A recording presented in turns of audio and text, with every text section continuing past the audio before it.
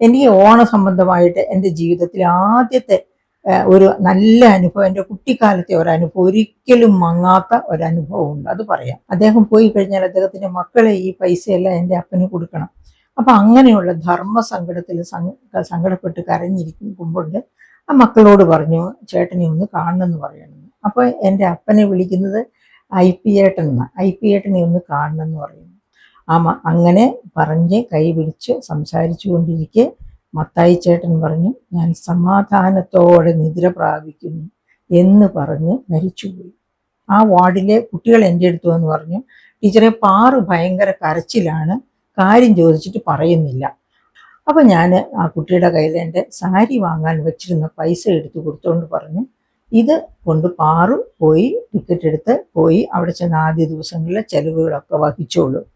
അത് കഴിഞ്ഞ് ഈ കാര്യം അങ്ങ് മറന്നേക്കൂ, ഇതെനിക്ക് തിരിച്ചു തരണമല്ലോ എന്നോർത്ത് ആകുലപ്പെടണ്ട. എൻ്റെ മനസ്സിനെ കുത്തി നോവിക്കുന്ന വലിയ ഒരു ആകുല ചിന്തയുണ്ട് ഈ തിരുവോണ ദിവസവും. അവിടെ നിങ്ങൾ ആ വിഴിഞ്ഞം ഭാഗത്ത് പോയി നോക്കണം. മുതലപ്പുഴി മുതൽ അടിമലത്തുറ വരെയുള്ള ഭാഗത്ത് പോയി നോക്കണം. അവിടെ ഇത്തിരി തീരം പോലും അവശേഷിക്കുന്നില്ല. ഓണം, തിരുവോണം, ഒരു പാട്ട് തന്നെ ഉണ്ടല്ലോ, മാവേലി നാടു വാണിയിടും കാലം നാട്ടുകാരെല്ലാരും ഒന്നുപോലെ എന്ന് വെച്ചാല് അവിടെ ജാതി മത ചിന്തകളില്ല, പണക്കാരനെന്നോ ദരിദ്രനെന്നോ ഉള്ള ചിന്തകളില്ല. എല്ലാവരും പരസ്പര സഹകരണത്തോടെ, ധനികരാണെങ്കിൽ തങ്ങൾക്ക് ചേർന്ന് നിൽക്കുന്ന തങ്ങളുടെ പരിധിയിൽപ്പെട്ട പാവപ്പെട്ടവരെ വേണ്ടത്ര സഹായിച്ച് അങ്ങനെ എല്ലാ വിധത്തിലും സഹകരണത്തോടെ മുന്നേറുന്ന സന്തോഷത്തിന്റെ നാളുകളാണ് തിരുവോണ നാളുകൾ അല്ലെങ്കിൽ ഓണനാളുകൾ എന്ന് പറയുന്നത്.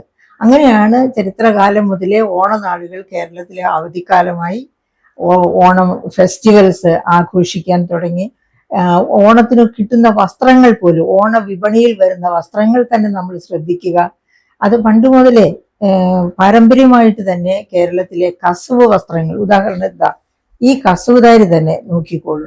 ഈ കസവ് സാരിയിൽ നോക്കൂ, മയിലുകൾ പരസ്പരം കൊക്കുരുമ്മി സ്നേഹപ്രകടനം നടത്തത്തക്ക ഒരു രീതിയിലാണ് ഇതിലെ ഡിസൈൻ. എന്ന് വെച്ചാല് എന്തെടുത്ത് എവിടെ തിരിഞ്ഞൊന്ന് നോക്കിയാലും അവിടെ എല്ലാം പൂത്ത മരങ്ങൾ മാത്രം.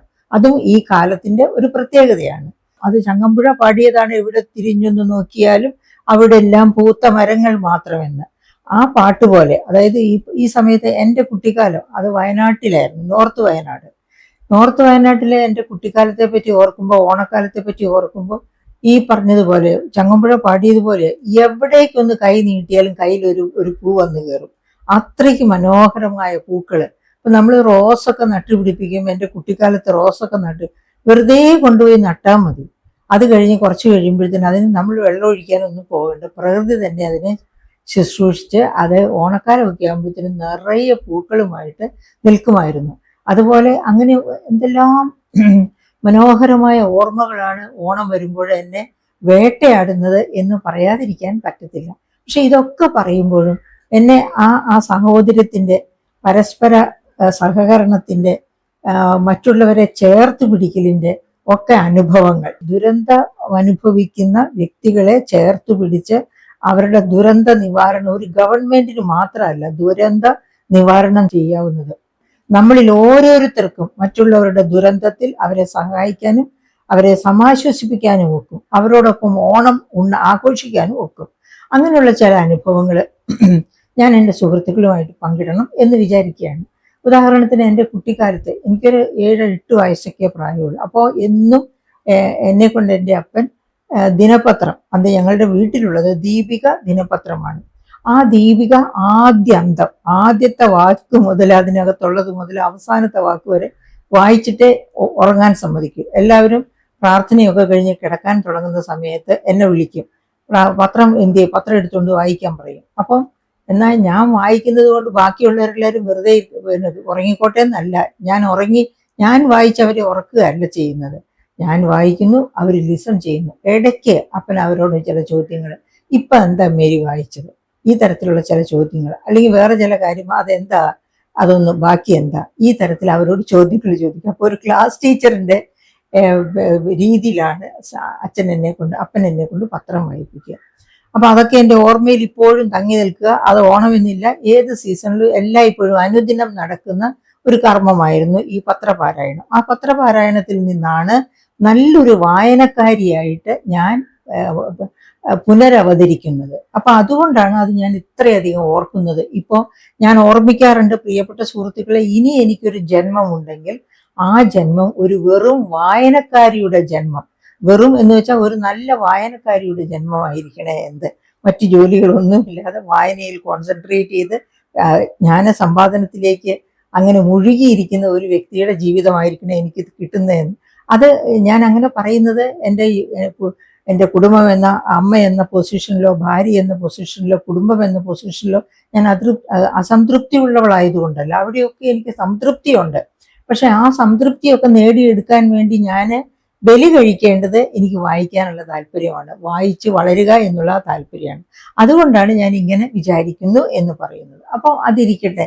എനിക്ക് ഓണ സംബന്ധമായിട്ട് എൻ്റെ ജീവിതത്തിൽ ആദ്യത്തെ ഒരു നല്ല അനുഭവം, എൻ്റെ കുട്ടിക്കാലത്തെ ഒരനുഭവം, ഒരിക്കലും മങ്ങാത്ത ഒരനുഭവം ഉണ്ട്, അത് പറയാം. അതായത് എൻ്റെ ഫാദർ ഒരു മലഞ്ചരക്ക് കച്ചവടക്കാരനായിരുന്നു. ആ മലഞ്ചരക്ക് കച്ചവടം നടത്തിയിരിക്കുന്ന അവസരത്തിൽ അദ്ദേഹത്തിന്റെ അടുത്ത ഒരു സുഹൃത്ത് എന്ന് വേണമെങ്കിൽ പറയാം, അല്ലെങ്കിൽ അടുത്ത ഒരു പരിചയക്കാരൻ അദ്ദേഹത്തിന് ക്യാൻസർ ബാധിതനായി, ക്യാൻസർ ആയിരുന്നു എന്നാണ് എൻ്റെ ഓർമ്മ, എനിക്ക് അത്ര കൃത്യമായിട്ട് അറിഞ്ഞുകൂടാ. ഏതായാലും ഒരു മാറാത്ത രോഗം ബാധിച്ച് ഒരുപാട് ചികിത്സകളൊക്കെ ചെയ്ത് ആ പാവം മനുഷ്യൻ അങ്ങനെ അങ്ങനെ പല പല പല കാലഘട്ടത്തിലായി ഏതാനും വർഷങ്ങൾ കൊണ്ട് എൻ്റെ ഫാദറിനോട് 3000 രൂപ കടം വാങ്ങിച്ചിരുന്നു. അന്ന്, അതായത് ഈ ഒരു 1950കളില് 3000 രൂപ എന്ന് വെച്ചാൽ വയനാട്ടിൽ 300 ഏക്കർ ഭൂമി വാങ്ങാനുള്ള പൈസയാണ് എന്ന് നിങ്ങൾ ഓർക്കണം. അപ്പൊ അത്രയ്ക്കും, അതായത് 3000 രൂപ ഒന്നും സ്വപ്നത്തിൽ കാണാൻ ഒരു സാധാരണ മനുഷ്യനെ കൊണ്ട് പറ്റത്തില്ല. അപ്പൊ കച്ചവടക്കാരനായിരുന്നത് കൊണ്ട് പലപ്പോഴായിട്ട് ഈ പാവപ്പെട്ട രോഗിയായ മനുഷ്യനെ സഹായിച്ച് അത് 3000 രൂപയിലെത്തി. പക്ഷെ അയാളുടെ അസുഖം മാറുന്നില്ലെന്ന് മാത്രവുമല്ല, അദ്ദേഹം മരണാസന്നനായപ്പോൾ ഓണക്കാലം വന്നേ, മരണാസന്നനായി കിടക്കുന്ന അപ്പനോട്, മക്കളെ, ഈ രൂപയെല്ലാം ഞാൻ ഇനി എങ്ങനെ കൊടുത്തു തീർക്കുമെന്നുള്ള സങ്കടം അദ്ദേഹം പോയി കഴിഞ്ഞാൽ അദ്ദേഹത്തിന്റെ മക്കളെ ഈ പൈസയെല്ലാം എൻ്റെ അപ്പന് കൊടുക്കണം. അപ്പൊ അങ്ങനെയുള്ള ധർമ്മ സങ്കടപ്പെട്ട് കരഞ്ഞിരിക്കുമ്പോൾ ആ മക്കളോട് പറഞ്ഞു, ചേട്ടനെ ഒന്ന് കാണണമെന്ന് പറയണമെന്ന്. അപ്പൊ എൻ്റെ അപ്പനെ വിളിക്കുന്നത് IP ഏട്ടനെ ഒന്ന് കാണണമെന്ന് പറയുന്നു. അങ്ങനെ എൻ്റെ ഫാദർ അദ്ദേഹത്തെ കാണാനായിട്ട്, ആ മൃതപ്രായനായ മനുഷ്യനെ കാണാനായിട്ട് ചെല്ലുന്നു. കൈ പിടിച്ച് കരഞ്ഞ്, ഇങ്ങനെ പൈസ തരാനുണ്ട്, ഞാൻ എന്ത് ചെയ്യും, എനിക്ക് എൻ്റെ ജീവിതം തീരാറായെന്ന് തോന്നുന്നു എന്നൊക്കെ പറഞ്ഞ് വലിയ സങ്കടത്തോടെ ആ മനുഷ്യൻ എൻ്റെ അപ്പൻ്റെ കൈ പിടിച്ച് കരഞ്ഞു. അങ്ങനെ എൻ്റെ അപ്പൻ്റെ കൈ പിടിച്ച് കരഞ്ഞപ്പോൾ എനിക്ക് സമാധാനത്തോടെ മരിക്കാൻ പോലും ഒക്കുന്നില്ല IP ഏട്ടാ എന്ന് പറഞ്ഞ് കരഞ്ഞപ്പോൾ എൻ്റെ അപ്പൻ പറഞ്ഞു, ആ മരിച്ച മനുഷ്യൻ്റെ പേര് പുഞ്ചായി മത്തായി എന്നാണ് എൻ്റെ ഓർമ്മ. മത്തായി, നീ സങ്കടപ്പെടണ്ട, പൈസ ഒന്നും തിരിച്ചു തരണ്ട, നീ സുഖം പ്രാപിച്ചു വന്നാൽ മതി. ഇനി ഒരു പക്ഷേ നീ മരിക്കുകയാണെങ്കിലും ഞാൻ നിന്റെ മക്കളോടും ഈ പൈസ ഒരിക്കലും തിരിച്ചു വാങ്ങിക്കത്തില്ല, അവർക്ക് അങ്ങനെ ഒരു പൈസയെ പറ്റി ഒരു ചിന്ത പോലും വേണ്ട എന്ന് പറഞ്ഞു. അങ്ങനെ പറഞ്ഞ് കൈ പിടിച്ച് സംസാരിച്ചു കൊണ്ടിരിക്കെ മത്തായി ചേട്ടൻ പറഞ്ഞു, ഞാൻ സമാധാനത്തോടെ നിദ്ര പ്രാപിക്കുന്നു എന്ന് പറഞ്ഞ് മരിച്ചുപോയി. ഒരു തിരുവോണ ദിവസമായിരുന്നു അത്. അന്ന് എൻ്റെ അപ്പൻ അന്ന് രാത്രിയിൽ വീട്ടിൽ വന്ന്, തിരുവോണമൊക്കെ ഉച്ചയ്ക്ക് ഞങ്ങൾ കഴിച്ചു, ഉച്ചയ്ക്ക് തിരുവോണം ഊണൊക്കെ കഴിഞ്ഞാണ് അദ്ദേഹത്തിൻ്റെ കാണാൻ പോയത്.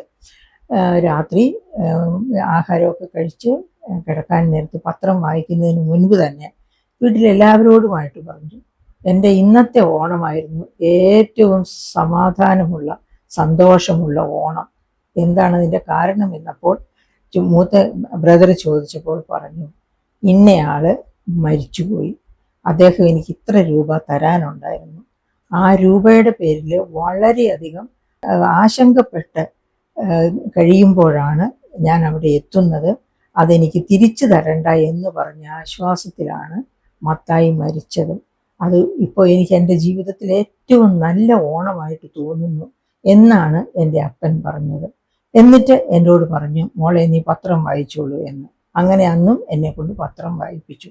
അപ്പോൾ ആ ഒരു അനുഭവം, അതായത് എൻ്റെ ഫാദർ അന്ന് ഒരു പക്ഷേ ഞങ്ങൾക്കുള്ള ആസ്തി എല്ലാം കൂടി വിറ്റാലും 3000-നുള്ള ആസ്തി ഉണ്ടായിരിക്കുള്ളൂ. അതെനിക്ക് ചുമ്മാ തോന്നുന്നതായിരിക്കും. പക്ഷെ 3000 രൂപ എന്ന് 1950 പറഞ്ഞാൽ നിങ്ങൾക്ക് ആർക്കും ഊഹിക്കാവുന്നതേ ഉള്ളൂ. അത് അത്ര വലിയൊരു തുകയാണ്. അപ്പൊ അത്ര വലിയ തുക കനിവ് കാണിച്ച എൻ്റെ അപ്പൻ ആ തിരുവോണ നാളിലാണ് ആ കനിവ് കാണിച്ചത്. ആ തിരുവോണ നാളിലാണ് ഒരു മനുഷ്യനെ ചേർത്ത് നിർത്തി നീ ഇതോർത്ത് ദുഃഖിക്കേണ്ട എന്ന് പറഞ്ഞത്. അതെന്നും എൻ്റെ ജീവിതത്തിൽ ഒരു പാഠമായിട്ട് എന്നും എന്നെ പിന്തുടർന്നിരുന്നു. എൻ്റെ ബുദ്ധിമുട്ടുകളുടെ സമയത്തും എനിക്ക് വലിയ ഒരു ബുദ്ധിമുട്ടും ഇല്ലാതെ എൻ്റെ കാര്യങ്ങൾ മാനേജ് ചെയ്യാനാകുന്ന സമയത്തും ഒക്കെ എന്നെ ആ ചിന്ത, ആ ഒരു ഓണത്തിനെ പറ്റിയുള്ള ഓർമ്മ, ഒരു മനുഷ്യന്റെ കണ്ണുനീർ തുടയ്ക്കാൻ അപ്പൻ കാണിച്ച ഉത്സാഹം, അതെന്നെ എന്നും പിന്തുടർന്ന വളരെ പ്രധാനപ്പെട്ട ഒരു സംഭവമാണ്. എൻ്റെ ജീവിതത്തെ ഏറ്റവും അധികം എന്താ പറയുക സ്വാധീനിച്ച ഒരു സംഭവമാണ് പ്രിയപ്പെട്ട സുഹൃത്തുക്കളെ. അങ്ങനെ പിന്നെ ഞാൻ പഠിച്ച ഒക്കെ വന്നു കഴിഞ്ഞു. പിന്നെയും ഇഷ്ടംപോലെ അനുഭവങ്ങളുണ്ട്. ഞാൻ ആദിവാസികളുടെ ഇടയിലൂടെ നടന്നു പോയിയാണ് സ്കൂൾ വിദ്യാഭ്യാസം 9, 10, 11 ക്ലാസ്സുകൾ പഠിച്ചത്. ആ സമയത്തൊക്കെ ധാരാളം അനുഭവങ്ങളുണ്ട്. ഞാൻ ബ്രേക്ക്ഫാസ്റ്റ് ആയിട്ട് കൊണ്ടുപോകുന്ന സാധനം രാവിലെ 6 മണിക്ക് വീട്ടിൽ നിന്ന് ഇറങ്ങണം. എൻ്റെ സ്കൂളിലേക്ക് എനിക്ക് 28 കിലോമീറ്റർ നടന്നു പോകണമായിരുന്നു, 2 പുഴയും ഒക്കെ കടന്ന്. അപ്പോൾ ഈ വീട്ടിൽ നിന്നേക്ക് ബ്രേക്ക്ഫാസ്റ്റും ലഞ്ചും അമ്മ തന്നയക്കും. ബ്രേക്ക്ഫാസ്റ്റ് വീട്ടിൽ നിന്ന് കഴിക്കില്ല, 6 മണിക്ക് ഇറങ്ങുന്നത് കൊണ്ട്. സ്കൂളിൽ ചെല്ലുമ്പോൾ ബ്രേക്ക്ഫാസ്റ്റ് കഴിച്ചിട്ട് ക്ലാസ്സിൽ കയറാൻ പറഞ്ഞു. അങ്ങനെ കൊണ്ടുപോകുന്ന ബ്രേക്ക്ഫാസ്റ്റും ലഞ്ചും പലപ്പോഴും എനിക്ക് കൊടുക്കേണ്ടി വന്നിട്ടുണ്ട്. കാരണം മോളെ എന്തെങ്കിലും തരണം എന്ന് പറഞ്ഞ് പാവപ്പെട്ട വൃദ്ധരായ ആദിവാസികൾ കൈ നീട്ടുമ്പോൾ എൻ്റെ കയ്യിലുള്ളത് എടുത്തു കൊടുത്തു പോകുമായിരുന്നു. അതൊരു പക്ഷേ ഇങ്ങനെ ഒരു അപ്പൻ്റെ മകളായി പോയതുകൊണ്ടായിരിക്കാം. എനിക്കതിൽ സങ്കടമില്ല. അതുകൊണ്ട് ഒരിക്കലും ഞാൻ തളർന്ന് വീണിട്ടുമില്ല. ഓക്കെ, അപ്പം അതങ്ങനെ കിടക്കട്ടെ. അങ്ങനെ പഠിച്ച് ഞാൻ കോളേജ് അധ്യാപികയാകുന്നു. കോളേജ് അധ്യാപികയായിട്ട് വിമൻസ് കോളേജിലല്ല പഠിപ്പിക്കുന്നത്. അന്ന് ഞാൻ ആർട്സ് കോളേജിലാണ്. പക്ഷെ ഞാൻ താമസിക്കുന്നത് വിമൻസ് ഹോസ്റ്റലിലാണ്. വിമൻസ് ഹോസ്റ്റലിലെ റെസിഡൻറ്റ് ട്യൂട്ടറായിട്ടാണ് താമസിക്കുന്നത്. അങ്ങനെ റെസിഡൻറ്റ് ട്യൂട്ടറായിട്ട് താമസിക്കുമ്പോൾ, അതായത് 1975, 76 ആ കാലഘട്ടത്തിൽ, കല്യാണം കഴിച്ചിട്ടില്ല. അപ്പോൾ ആ 75, 76 കാലഘട്ടത്തിൽ റെസിഡൻറ്റ് ട്യൂട്ടറായിട്ട് താമസിക്കുന്ന സമയത്ത് ഒരു ദിവസം തിരുവോണത്തിന് കോളേജുകൾ അടയ്ക്കുന്ന ദിവസം രാവിലെ കോളേജിൽ പോകുന്നതിന് മുമ്പായിട്ട് എൻ്റെ വാർഡിലെ കുട്ടികൾ, ഒരു റെസിഡൻറ്റ് ട്യൂട്ടറിന് ഒരു വാർഡ് കാണും നോക്കാൻ, മേലന്വേഷണത്തിന്. ആ വാർഡിലെ കുട്ടികൾ എൻ്റെ അടുത്ത് എന്ന് പറഞ്ഞു, ടീച്ചറെ പാറു ഭയങ്കര കരച്ചിലാണ്, കാര്യം ചോദിച്ചിട്ട് പറയുന്നില്ല. അപ്പോൾ അന്ന് വൈകുന്നേരം കോളേജ് അടയ്ക്കും, കുട്ടികൾക്കൊക്കെ ഹോസ്റ്റലിൽ നിന്ന് വീടുകളിലേക്ക് പോകാം. അപ്പോൾ പാറുവിനോട് എൻ്റെ അടുത്തേക്ക് ഒന്ന് വരാൻ പറഞ്ഞു. പാറു എൻ്റെ അടുത്ത് വന്നു. ഞാൻ പാറുവിനോട് ചോദിച്ചു, എന്താ പാറു കരയുന്നത്, എന്ത് പറ്റി കുട്ടിക്ക് എന്ന് ചോദിച്ചു. എന്തെങ്കിലും വയ്യായികയുണ്ടോ? വയ്യായികയൊന്നുമില്ല ടീച്ചർ എന്ന് പൊട്ടിക്കരഞ്ഞുകൊണ്ട്. എനിക്ക് പോസ്റ്റ് ആൻഡ് ടെലിഗ്രാഫിൽ ഒരു ക്ലറിക്കൽ പോസ്റ്റ് കിട്ടിയിട്ടുണ്ട്. അതിൻ്റെ ഈ ട്രെയിനിങ്ങിന് വേണ്ടി ബോംബെയിലാണ് ട്രെയിനിങ് തുടങ്ങാൻ അടുത്ത ദിവസം തുടങ്ങും. ട്രെയിനിങ് കഴിഞ്ഞ് അപ്പോയിൻമെൻറ്റ് ആണ്. അപ്പോൾ അപ്പോയിൻമെൻ്റ് ആകുന്നതിന് മുമ്പായിട്ട് ട്രെയിനിങ് കഴിയുമ്പോഴേക്കാണ് ആ ട്രെയിനിങ്ങിൻ്റെ ചിലവൊക്കെ തരിക. ഇപ്പം നമ്മൾ കയ്യിൽ നിന്ന് എടുത്ത് വേണം പോകാൻ. എൻ്റെ കയ്യിൽ ഒരു പൈസ പോലുമില്ല. അപ്പോൾ എനിക്കറിയാം പാറുവിൻ്റെ അച്ഛൻ അപസ്മാര രോഗിയാണ്. പാറുവിൻ്റെ ഇളയ കുട്ടികൾ 2-3 പേരുണ്ട്. പാറുവിൻ്റെ അമ്മ ഒറ്റയാൾ. അന്ന് കൂലിപ്പണിക്ക് പോവുകയാണെങ്കിൽ 100-300 രൂപ, ഇന്നത്തെ പോലെ 1250 രൂപയൊന്നുമില്ല, 300 രൂപ പോലും ഒരു സ്ത്രീക്ക് കൂലി കാണില്ല അന്ന്. അപ്പോൾ അങ്ങനെ ചെറിയ കൂലി കിട്ടുന്നത് കൊണ്ടാണ് വീട്ടിലെ എല്ലാ കാര്യങ്ങളും നടന്നു പോകുന്നത്. അതുകൊണ്ട് എനിക്ക് പൈസ ഇല്ല ടീച്ചറെ, എനിക്കത് കാരണം അതിന് പോകാൻ പറ്റില്ല. അത് ഓർത്തിട്ട് എൻ്റെ ചങ്ക് തകരുന്നു എന്ന് പറഞ്ഞാണ് പാറു കരയുന്നത്. ഞാനും ആ കുട്ടിയെ കെട്ടിപ്പിടിച്ച് കരഞ്ഞുപോയി. എന്നിട്ട് പറഞ്ഞു, ഞാൻ ഇത്തിരി നേരം ആലോചിച്ചു. അപ്പം അന്ന് വൈകുന്നേരം ഞാനും എൻ്റെ കോളേജിലെ ആർട്സ് കോളേജിലാണ് ഞാൻ വർക്ക് ചെയ്യുന്നത്. ആർട്സ് കോളേജിലെ എൻ്റെ ചില ടീച്ചേഴ്സും ഞങ്ങൾ ഒന്നിച്ച്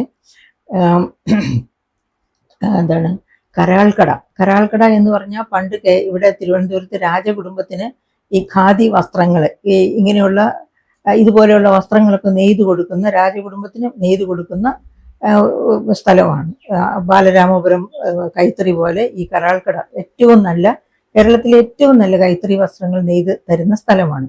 അപ്പോൾ അവിടെ പോയി പിന്നെ ഓണത്തിന് ഒരു കസവ് സാരി വാങ്ങിക്കുക എന്ന ഒരു അജണ്ട വെച്ച് ഞങ്ങൾ അന്ന് ശമ്പളമൊക്കെ ചെറിയ ശമ്പളമാണ് ഞങ്ങളുടെ ശമ്പളം. അതിൽ നിന്ന് മിച്ചം വെച്ചിരുന്ന ശമ്പളവും ഒക്കെ കൂട്ടി ഞങ്ങൾ അങ്ങനെ പോകാനിരിക്കുകയായിരുന്നു. അപ്പോൾ ഞാൻ ഈ കുട്ടിയോട് പറഞ്ഞു, നിന്റെ അപ്പോയിൻമെന്റ് ഓർഡർ ഇങ്ങ് എടുത്തുകൊണ്ട് വരാൻ പറഞ്ഞു. ഈ പറയണതൊക്കെ സത്യമാണോ എന്ന് നമ്മൾ അറിഞ്ഞിട്ട് വേണമല്ലോ, നമുക്കും പിന്നെ നിവൃത്തികേടുണ്ട് എന്നിട്ടും സഹായിക്കാൻ. അങ്ങനെ കുട്ടി എടുത്തുകൊണ്ട് വന്ന് ഞാൻ അതൊക്കെ വായിച്ചു നോക്കുമ്പോൾ കുട്ടി പറഞ്ഞതൊക്കെ ശരിയാണ്. ആ കുട്ടി അന്ന് തന്നെ അവിടെ നിന്ന് തിരുവനന്തപുരത്ത് നിന്ന് പുറപ്പെട്ടാലേ ബോംബെയിൽ ട്രെയിനിങ് തുടങ്ങുന്ന ദിവസം രാവിലെ എത്തിച്ചേരുള്ളൂ. അപ്പൊ ഞാൻ ആ കുട്ടിയുടെ കയ്യിൽ എൻ്റെ സാരി വാങ്ങാൻ വെച്ചിരുന്ന പൈസ എടുത്ത് കൊടുത്തുകൊണ്ട് പറഞ്ഞു, ഇത് കൊണ്ട് പാറു പോയി ടിക്കറ്റ് എടുത്ത് പോയി അവിടെ ചെന്ന് ആദ്യ ദിവസങ്ങളിലെ ചെലവുകളൊക്കെ വഹിച്ചോളൂ. അത് കഴിഞ്ഞ് ഈ കാര്യം അങ്ങ് മറന്നേക്കൂ, ഇതെനിക്ക് തിരിച്ചു തരണമല്ലോ എന്നോർത്ത് ആകുലപ്പെടണ്ട.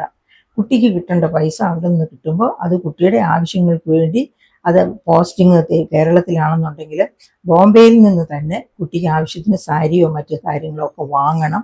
കാരണം അവിടെ വലിയ വില കുറവിൽ വസ്ത്രങ്ങളൊക്കെ കിട്ടും എന്നൊക്കെയുള്ള കാര്യങ്ങളൊക്കെ പറഞ്ഞ് ആ കുട്ടിയെ ഞാൻ അവിടെ നിന്ന് സമാധാനിപ്പിച്ചു വിട്ടു.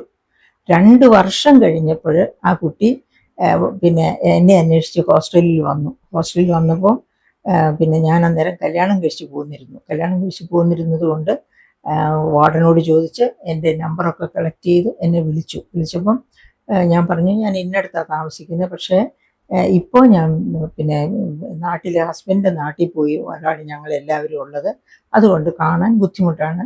യു മേ ഗോ, സാരമില്ല, നമ്മൾ കണ്ടതായിട്ട് വരാൻ തോന്നിയല്ലോ, നമ്മൾ കണ്ടതായിട്ട് വിചാരിക്കാം, സന്തോഷമായിട്ടിരിക്കുക, നല്ല മിടുക്കിയായി വരിക എന്ന് പറഞ്ഞ് ആ കുട്ടിയെ ആശംസിച്ച് വിട്ടു. അപ്പം അതൊരു രണ്ടാമത്തെ ഓണത്തിൻ്റെ അനുഭവമാണ്. ഇതുപോലെ ഒരുപാട് അനുഭവങ്ങൾ നിങ്ങളുടെ ഓരോരുത്തരുടെയും ജീവിതത്തിൽ കാണും. അങ്ങനെയുള്ള അനുഭവങ്ങളൊന്നും നിങ്ങൾ കളഞ്ഞു കുളിക്കരുത്. പക്ഷെ നാളെ തിരുവോണമായിരിക്കെ ഇന്ന് എന്നെ അലട്ടുന്ന വേറൊരു സങ്കടകരമായ പ്രശ്നമുണ്ട്. അത് മറ്റൊന്നുമല്ല, നമ്മുടെ വിഴിഞ്ഞം പദ്ധതി അവിടെ ആദ്യഘട്ടം പൂർത്തിയായി. ഇഷ്ടം പോലെ മദർഷിപ്പുകൾ വരുന്നു. അവിടെ വിഴിഞ്ഞം മുഖാന്തരം വിഴിഞ്ഞം പോർട്ട് വഴിയായിട്ട് കേരളത്തിന് വലിയ പിന്നെ GST വരുമാനം ഉണ്ടായതായിട്ട് കഴിഞ്ഞ ദിവസം പത്രങ്ങളിൽ കണ്ടു. ബഹുകോടികളുടെ വരുമാനം കേരളത്തിന് കിട്ടുന്നു, ഗവൺമെന്റ് ഓഫ് ഇന്ത്യക്ക് കിട്ടുന്നു. അങ്ങനെ അത് വളരെ നന്നായിട്ട് പോവുകയാണ്. പക്ഷേ എൻ്റെ മനസ്സിനെ കുത്തി നോവിക്കുന്ന വലിയ ഒരു ആകുല ചിന്തയുണ്ട് ഈ തിരുവോണ ദിവസവും. അതായത് വിഴിഞ്ഞം പ്രോജക്റ്റിന് വേണ്ടി കുടിയൊഴിപ്പിക്കപ്പെട്ട മത്സ്യത്തൊഴിലാളികൾ. അവിടെ നിങ്ങൾ ആ വിഴിഞ്ഞം ഭാഗത്ത് പോയി നോക്കണം. മുതലപ്പുഴി മുതൽ അടിമലത്തുറ വരെയുള്ള ഭാഗത്ത് പോയി നോക്കണം. അവിടെ ഇത്തിരി തീരം പോലും അവശേഷിക്കുന്നില്ല. കാരണം ഞാനും എൻ്റെ ചില സുഹൃത്തുക്കളും കൂടി, അതായത് ഒരു ഗവേഷണാർത്ഥമാണ് ഞങ്ങൾ അവിടെ എല്ലാം നടന്നു നോക്കിയതാണ്. പണ്ട് എൻ്റെ മക്കൾ കൊച്ചുകുട്ടികളായിരുന്നപ്പോൾ അവിടെ പോയി ഞങ്ങൾ പിന്നെ ഫുട്ബോൾ കളിച്ച സ്ഥലങ്ങളുണ്ട് തീരത്ത്. ആ തീരമൊക്കെ പൂർണ്ണമായിട്ടും ഡിസപ്പിയർ ചെയ്തു. അപ്പൊ ആ തീരമൊക്കെ ഡിസപ്പിയർ ചെയ്തത് ഈ വിഴിഞ്ഞം പ്രോജക്റ്റ് കൊണ്ടാണ്. എന്ന് വെച്ചാൽ തീരത്തെ ചുറ്റിപ്പറ്റി ജീവിതം പടുത്തുയർത്തിയിരുന്ന, ഫിഷിംഗ് നടത്തി ജീവിതം പടുത്തുയർത്തിയിരുന്ന ആ ഫിഷർ ഫോക്കിന്റെ ജീവിതമാണ് ഇല്ലാതെയായത്. അപ്പൊ അങ്ങനെ നിഷ്കാസിതരായ ആ ഫിഷർ ഫോക്കിന് ഒരുപാട് വാഗ്ദാനങ്ങൾ ചെയ്തു. പക്ഷെ നമുക്ക് ഇപ്പോഴും അറിയാം അവിടെ ഒരു നല്ല ഒരു ബിസിനസ് ഏരിയ ആയിട്ട് ആ വിഴിഞ്ഞം ഭാഗം വികസിച്ചു വരേണ്ടതാണ്. അങ്ങനെ വികസിച്ചു വന്നാൽ അവർക്ക് തന്നെ സംരംഭങ്ങൾ, അവിടെ വരുന്ന സംരംഭങ്ങളിൽ ഈ ഫിഷർ ഫോക്കിന്, അതായത് മത്സ്യബന്ധനത്തിന് പോകാൻ നിവൃത്തിയില്ലാതെ ആയിപ്പോയ ഫിഷർ ഫോക്കിന് അവിടെ ജോലി കിട്ടാം. ഏതെങ്കിലും തരത്തിലൊക്കെ അവർക്ക് ഒരു ജീവനോപാധി കണ്ടെത്താൻ കഴിയും. പക്ഷെ അവിടെ ഒരു വികസനവും, അപ്രോച്ച് റോഡ് പോലും ഇതുവരെ നാവായിക്കുളം തൊട്ട് ഇങ്ങോട്ടുള്ള അപ്രോച്ച് റോഡ് പോലും നടന്നിട്ടില്ല. അപ്പൊ അങ്ങനെ അതിനെപ്പറ്റി വിഴിഞ്ഞത്തെ ചുറ്റിപ്പറ്റി വരേണ്ടിയിരുന്ന വളർച്ച, വിഴിഞ്ഞം എന്താണ് ഓപ്പൺ ചെയ്യുന്നതിന് മുൻപ്, കമ്മീഷൻ ചെയ്യുന്നതിന് മുമ്പായിട്ട് തന്നെ അതിന്റെ അപ്രോച്ച് റോഡും മറ്റെല്ലാ സൗകര്യങ്ങളും അതിനോട് ചേർന്നുള്ളതൊക്കെ വികസിക്കേണ്ടതായിരുന്നു, തുറന്ന് കിട്ടേണ്ടതായിരുന്നു. അതൊന്നും നടന്നിട്ടില്ല. അപ്പൊ അങ്ങനെയുള്ള ഒരു വികസനം എന്ന് പറയുന്നത് ഒരു വികസനമേ അല്ല. സർക്കാരിന് കുറെ പണം കിട്ടുന്നു, അത് സർക്കാർ വകമാറ്റിയും ദൂർത്തടിച്ചും ഒക്കെ ചെലവഴിക്കുന്നു എന്നതൊഴിച്ചാൽ വിഴിഞ്ഞം നിവാസികളുടെ ജീവിതം ഇപ്പോഴും കണ്ണീരിലാണ്. അപ്പൊ ഈ തിരുവോണം വരുമ്പോഴും അവരുടെ ആ കണ്ണീരൊപ്പാൻ ആർക്ക് എന്ത് ചെയ്യാൻ കഴിയും? എനിക്ക് ദൈവത്തോട് പ്രാർത്ഥിക്കാൻ മാത്രമേ കഴിയൂ. ഒരു വ്യക്തി എന്ന രീതിയിൽ എനിക്ക് അവരുടെ ആരുടെയും സങ്കടം അവിടെ പോയി കണ്ട സമയത്ത് ജീവിതത്തിൽ ഒരിക്കൽ മാത്രം നിർമ്മിക്കുന്ന വീട്, അവരുടെ കഷ്ടപ്പെട്ട് ജീവിതകാലം കൊണ്ട് അവർ പണിത വീടൊക്കെ കംപ്ലീറ്റ് ആയിട്ട് തെരയെടുത്ത് പോയി അവിടെ നിൽക്കുന്ന തൂണുകളിൽ കെട്ടിപ്പിടിച്ച് കരയുന്ന മനുഷ്യരെ ഞാൻ കണ്ടു. അത് സഹിക്ക വയ്യാതെ പൂർണ്ണമായിട്ടും മദ്യത്തിന് അടിമയായി പോയവരെ ഞാൻ കണ്ടു. അതിനോടൊക്കെ ചോദിച്ചപ്പോൾ അവർക്കൊക്കെ പറയാനുണ്ടായിരുന്നത് ഈ സങ്കടത്തിന്റെ കഥ മാത്രമായിരുന്നു. അപ്പൊ അങ്ങനെയുള്ളവരെ നമ്മൾ ചേർത്ത് പിടിക്കണം. ഈ തിരുവോണം നാം ആഘോഷിക്കുമ്പോൾ എപ്പോഴും നമ്മൾ അവർക്ക് വേണ്ടി കരുതണം. അവർക്ക് വേണ്ടി കരുതണം എന്ന് പറയുമ്പോൾ വിഴിഞ്ഞ നിവാസികൾക്ക് വേണ്ടി നമുക്ക് എന്തെങ്കിലും 10,000-5,000 രൂപ കൊണ്ട് കൊടുത്തിട്ട് കാര്യമില്ല. ആർക്ക് കൊടുക്കാൻ, എങ്ങനെ കൊടുക്കാനും. പക്ഷെ ആരെയെങ്കിലും ഇതുപോലെ സങ്കടത്തിൽ കഴിയുന്നവരെ, നമ്മളോളം ഇല്ലാത്തവരെ, ഓണം ഉണ്ണാൻ പറ്റാത്തവരെ, അങ്ങനെയുള്ളവരെ ആ ദുരിതത്തിൽ സഹായിക്കാനായിട്ട് നമുക്ക് എല്ലാവർക്കും കഴിയുമെന്നുണ്ടെങ്കിൽ അത് തന്നെ നമ്മളെ ഒരു തിരുവോണമായി മാറും. ഈശ്വരൻ എപ്പോഴും നമ്മളോടൊപ്പം ഉണ്ടാകും. കാരണം നമ്മുടെ ചുറ്റുവട്ടത്തുള്ളവരുടെ കണ്ണുനീർ തുടയ്ക്കുകയും അവർ പുഞ്ചിരിക്കുകയും ചെയ്യുമ്പോൾ മാത്രമേ നമ്മുടെ പുഞ്ചിരിക്ക് അർത്ഥമുള്ളൂ. അപ്പോൾ മാത്രമേ നമ്മുടെ ജീവിതം സഹജീവികളോട് ചേർന്നുള്ള ജീവിതമായി മാറുകയുള്ളൂ. സഹജീവികളുടെ സന്തോഷമാണ് നമ്മുടെയും സന്തോഷം. നമുക്ക് മാത്രമായി സന്തോഷം അതൊരിക്കലും സന്തോഷമല്ല.